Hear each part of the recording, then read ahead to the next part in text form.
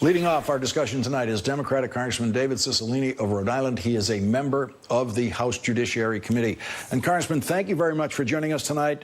Your chairman, Jerry Nadler, just was on with Rachel Maddow, where he announced that Robert Mueller's one of his conditions for testifying to the committee at this stage of negotiations is he wants to do it behind closed doors, no TV cameras present, no media present, transcript to be released later. Yeah, I hope the negotiations will achieve a different result. I think it's very important that the American people hear from Mr. Mueller, that he walk the American people and the Judiciary Committee through his report, to explain his findings, explain the judgments he made. This, of course, was a report that was done on behalf of the American people when our democracy was attacked by a foreign adversary. He details 10 specific instances where the president obstructed justice and lots of context between the Trump campaign and Russian operatives. I think people need to hear that directly from him. So I hope we can arrive at a set of conditions that will allow him to give testimony under oath before the entire committee and before the American people. Let's listen to exactly what the chairman told Rachel in what is now the breaking news of the night. Mueller, I think I can say at this point that he wants to testify in private. Why? I don't know why. He wants to testify. He's willing to make an opening statement, but he wants to testify in private. And we're saying he ought to. We think it's important for the American people to hear from him and to hear his answers to questions about the report. Does he want to testify in private and have it be a closed session where we, the people, would not even get to see a transcript? No, of it? no. We'd see a transcript, but we'd see a transcript. Do you have any sense of? I mean, why would witnesses usually say something like that, or do you have any indication of why he might want that? He envisions himself correctly as a man of great rectitude and apolitical, and he doesn't want to participate in anything that he might regard as a political spectacle. Congressman, was that news to you tonight? No, we understood that those negotiations are underway and that was part of the conversation. I think the chairman is going to continue to try to persuade Mr. Mueller's team to allow Mr. Mueller to come before the committee in public again. I think everyone on the committee thinks it's very important that the American people hear him testify, but obviously those negotiations are ongoing.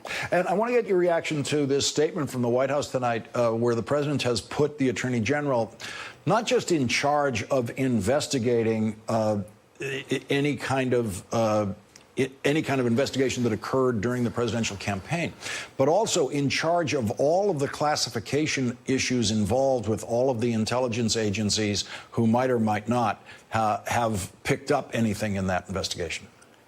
Well, I mean, to quote a former high-level DOJ official, this is a grotesque abuse of the intelligence community. And what's really disturbing is on the very same day that the president says, I can't work with Congress to get anything done for the American people because I can't do that and respond to investigations at the same time, he initiates yet another investigation. So the irony is kind of extraordinary. We've passed over 100 pieces of legislation in the Congress so far while we are conducting robust oversight. So we can do both things. We ought to do both things. That happened during the Clinton impeachment. It happened during the Nixon impeachment. Investigations and oversight are normal congressional work. We do that while we're passing the For the People agenda. But it's sort of ironic that on the very day the president stormed out and said, I can't do both things, he announces his attorney general is now directed to assist the intelligence community to conduct a new investigation about the origins of the inquiry conducted by Mr. Mueller. It's kind of funny. Chairman Nadler told Rachel that your subpoenas, although are already being treated very seriously by judges in court, you're winning at every stage, that they might be taken even more seriously and moved even more quickly if they are in service of an impeachment inquiry. Do you support moving to an impeachment inquiry in your committee? Yes, I have expressed that opinion to my chairman and to my colleagues.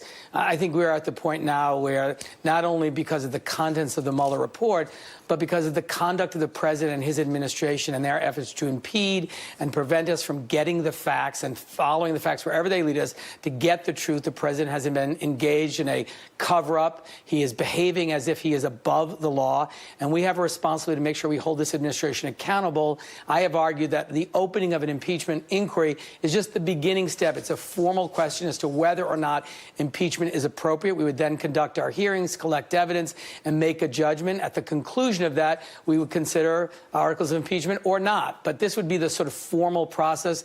There's no question it would raise the level of seriousness of our effort. It would consolidate some of this work. And I think it will, there certainly is court decisions that say that at that moment, when an impeachment inquiry is underway, Congress's power is at its zenith. So I think it would strengthen our hand. I think the chairman is absolutely right. We have enough authority under our regular oversight to get what we need. But I think the president's conduct since the Mueller report has been released in to prevent us from hearing from witnesses, defying subpoenas and telling people not to produce documents.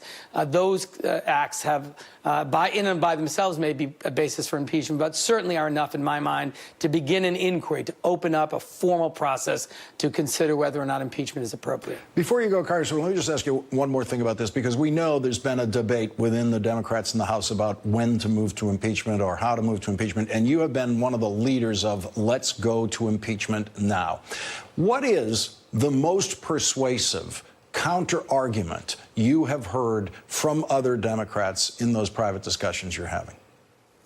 Well, I'd say two things. One is, I'm not suggesting go to impeachment now. That's a different question. What I'm saying is open a formal inquiry today, which is the first step before you decide whether or not to actually vote articles of impeachment. So this is really the formal process by which the committee begins consideration of this question and then begins the fact-finding and evidence collection process.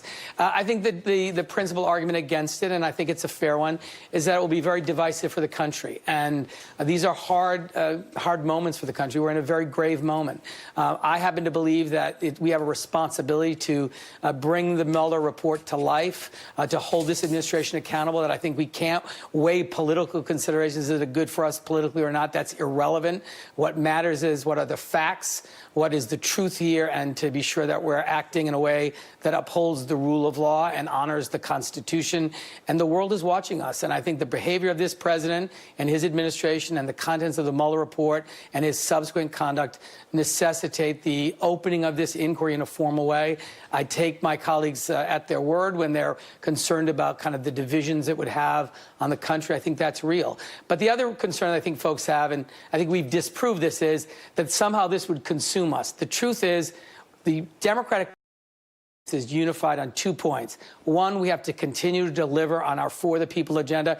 We've passed 100 bills. They relate to driving down prescription drug costs, protecting access to the Affordable Care coverage for pre-existing conditions, universal background checks, equal pay for equal work, a whole number of bills. So we have to keep doing that, and the caucus is unified on that. The caucus is also unified that we need to hold the administration accountable, make sure no one is above the law, including the president, and find the truth and follow the facts. Some people have a different sense of the best vehicle. Is it an inquiry of impeachment? Is it just the regular oversight? But we're united on those 2 points, and we're going to get to the facts. We're going to get to the truth. We're not going to allow the president to continue in this cover-up, and we're going to demonstrate once and for all that no one in this country, including the president of the United States, is above the law. Congressman Cicilline, your chairman, Jerry Nadler, on Rachel's Hour, just outlined a very heavy work schedule for your committee this summer, both legislative and investigative. We thank you very much for joining us.